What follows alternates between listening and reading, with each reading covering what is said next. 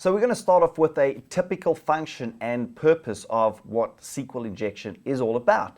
And so SQL injection, as we know, it's a structured query language. The type of security exploit that we're going to be exploring right now is that of an indirect attack. Realistically, your actual SQL server should not be placed in your demilitarized zone.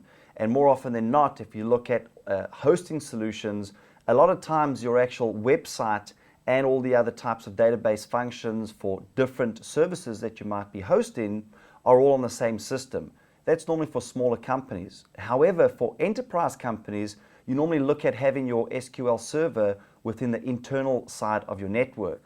So what's going to be in the demilitarized zone effectively would be your web server, which would then pass the actual information through to your SQL backend. With regards to the actual SQL injection, as we've already stated, that the query language in itself is a very simple, straightforward, structured process whereby you're looking at how to read and write information back and forth. It's almost like reading a map of how you want to get from point A to point B.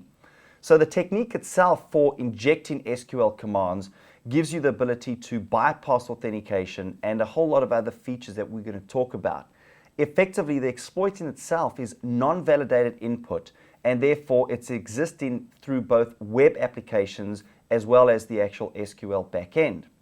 Now, programmers use sequential commands with the actual user input, which makes it a whole ton easier, a lot easier for attackers to inject those commands. So thereby, the attacker, if they can execute those commands, would then mean that, of course, you don't have to use any kind of rocket science type of attack. It is a very simple process, as you're going to see in a few moments.